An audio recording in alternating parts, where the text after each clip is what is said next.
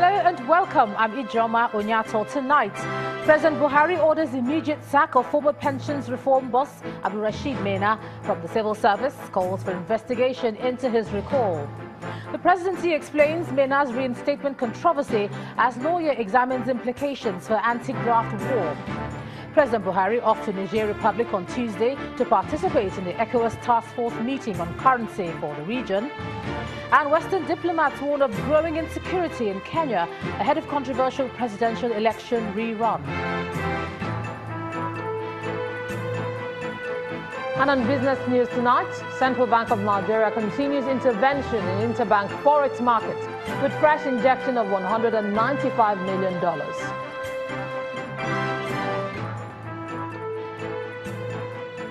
On sports news, Cristiano Ronaldo wins the Best FIFA Men's Player of the Year award for a second consecutive time.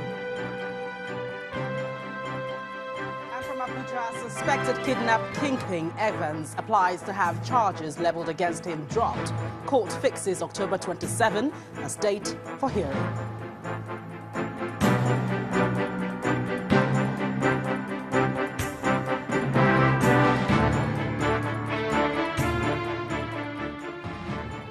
We begin tonight from Abuja, where the president today wielded the big stick by ordering the immediate sack of the former chairman of the Pension Reforms Board, Abdulrasheed Maina, from the civil service. The president also called for an investigation into his recall, the report of which should have been submitted to the Chief of Staff, Mallam Abba Kyari, by now. The president's directive was contained in a statement by the presidential spokesman, Femi Adesina. Mr. Abdulrasheed Maina was declared wanted by the EFCC for an alleged 2 billion naira pensions biometric scam in November 2015, which later culminated into a 24-count charge bordering on procurement fraud and obtaining money under false pretense. He resurfaced from hiding this month and somehow got posted to the Ministry of Interior. His return has sparked reactions and outrage from Nigerians who are calling for his prosecution. Meanwhile, the head of the Civil Service of the Federation has denied approving the reinstatement of Mr. Abdulrasheed Maina into the Federal Civil Service. A statement from the Office of the Head of Service also denies sanctioning Maina's subsequent posting to the Ministry of Interior, describing the story as misleading. It says, quote, "The head of the Civil Service of the Federation wishes to inform the public that the reinstatement and posting of Alhaji Abdulrasheed Maina never emanated from the office of the head of the Civil Service of the Federation," end of quote. The statement is a response to several media reports on the public outcry trailing the alleged reabsorption of Mr. Maina, despite being wanted by the EFCC on charges bordering on pension fraud. While the dust is yet to settle on the return of Mr. Abdulrasheed Maina, who after several years of being wanted by law enforcement agencies for missing pension funds, resurfaced in Nigeria's Ministry of Interior without any explanation from the government and the man himself. Our next report captures some of the reasons that led to the infamous disappearance and the eventual return.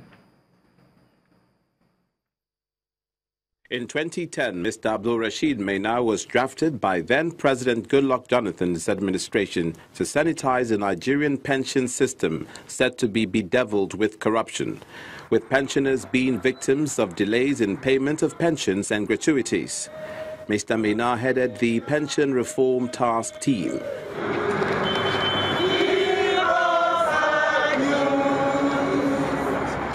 By 2012, Mr. Maina was under suspicion of himself being corrupt in a system he was meant to correct. The Senate, under the leadership of then-Senate President David Mark, begins investigations through its Committee on Public Service and Establishment and Local Government Administration over alleged missing 195 billion naira pension funds, money meant for the military, the police, the Nigeria Customs and Immigration.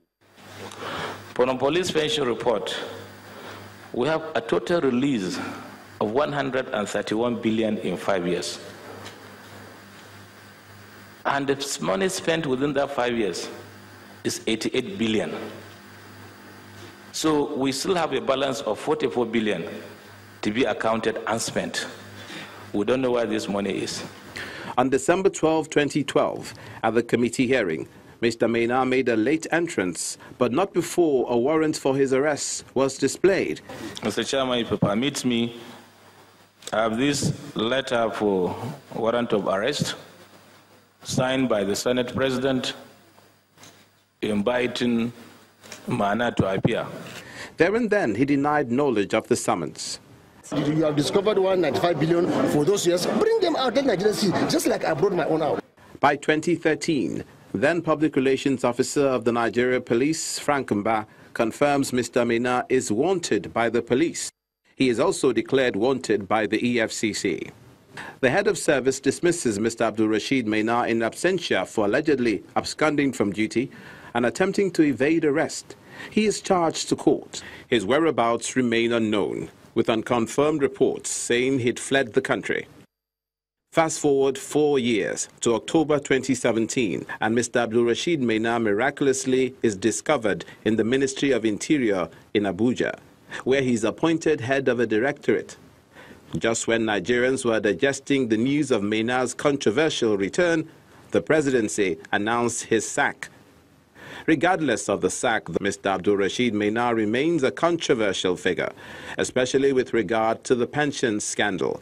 And if not in the courts, he still has a case to answer in the court of public opinion.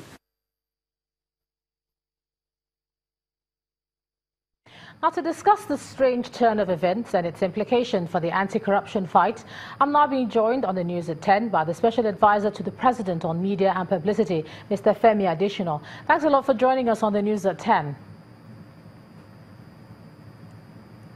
Now, let me start by asking you if the President has now received the report of how all this happened. We understand it was to be ready before the close of work today. Has he received it now? Well, I know that it has been submitted by the head of service to the office it should be submitted to, which is the office of the Chief of Staff to the President. Okay. It was submitted earlier this evening. All right. Well, the blame game is already on now. You see the head of service apparently knowing nothing about it. Is it normal practice for officers of such high rank to be appointed and no one seems to know how? That was probably why the President called for an investigation. You know, in the statement released earlier today, he said he wanted to know what were the circumstances that led to the reinstatement of Mr. Maina into service. So that is what that investigation will unravel. Yeah, but what is the usual practice? Well, how is it supposed to happen when someone of that stature gets into the Federal Civil Service? No, that would be a service thing, and you know, it's the head of service or maybe the Federal Civil Service Commission that can really educate us on that. Okay. Now, the presidency has already been heavily criticized, and it's good you're here tonight. Some people say that perhaps this sacking was more of an afterthought. It came a little too late, seeing as this has been in public domain for quite a while. How do you respond to those who say that perhaps this is just damage control? Well, those people will have rights to their opinions. We don't begrudge them, but it does not mean their opinion is gospel. They have a right to it. Yeah. So what do you make of it then? What I make of it is that the President has done the proper thing that should be done, and it's in the character of the administration, it's in the character of the President. Okay. Does it worry you at all, or the government at all, that there are already speculations that perhaps if someone of this nature was somehow found in the system, there could be many more of such tucked away in the system, going unnoticed, and you're not aware? Well, this was unraveled and action has been taken. If any other is unraveled that is improper, I'm sure the right thing will also be done. And what do you think this puts a dent on the anti-corruption fight at all? Not at all. Not at all. I think it even calls for a further show of confidence in the President and in the anti-corruption war. In a situation where someone of this nature is wanted, and it's public knowledge that he's wanted, even from the government side, they all know that he's wanted, not just by the police, but the EFCC, how does such a person resurface and nothing is said or noticed until it's in the public domain? Does that not concern you at all? Well, that's why where we expect the anti-graft agencies to do their work. Possibly they too didn't know, but now that they know, they should do what is right. All right, thank you so very much, Senior Special Assistant, Senior Advisor to the President on Media and Publicity, Mr. Femi Adesina, for sharing your thoughts. But now let's just get a legal perspective on all this. And joining me now is a legal practitioner, Mr. Wahab Shitu. You heard the response there from Mr. Adesina. What do you make of it? Well, the response of Mr. Femi Adesina is not unexpected. He's the spokesman of the president, and you know this is a mature spokesman who knows how to respond to critical situations like this. But in spite of all that, I think all of us, including the spokesman, agree that this is a manifest embarrassment. Embarrassment to the country, embarrassment to the law enforcement agencies, embarrassment to patriotic citizens of Nigeria. Because this is a government that we all acknowledge and respect for its anti-corruption posturing. It looks like there are some fifth columnists within the system who are trying to sabotage the anti-corruption, credibility of this government. And this should worry us. There are a lot of unanswered questions that we need to begin to demand answers to now.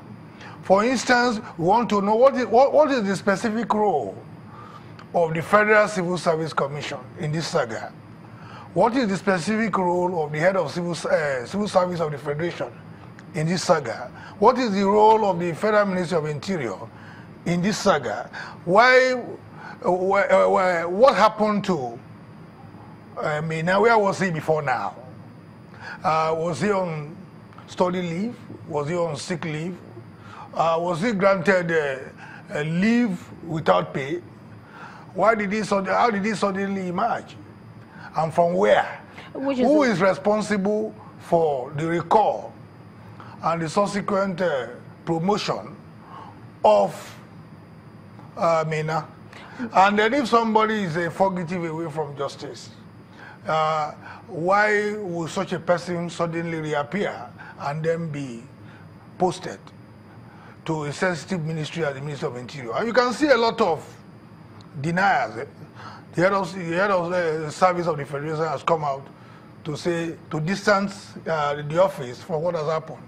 The Federal Minister of Interior has also issued a statement saying that, the Federal Civil Service Commission is responsible for employment, engagement or re-engagement, suspension, promotion or the recall and even retirement of any public servant. And so what has happened cannot be attributed to the Ministry of Interior because no minister has such a discretion. But I'm happy about something, because when I was coming for this program, I was really worried because I am somebody who believes so much in this administration. I believe in the credibility of the president. I believe in the credibility of the vice president.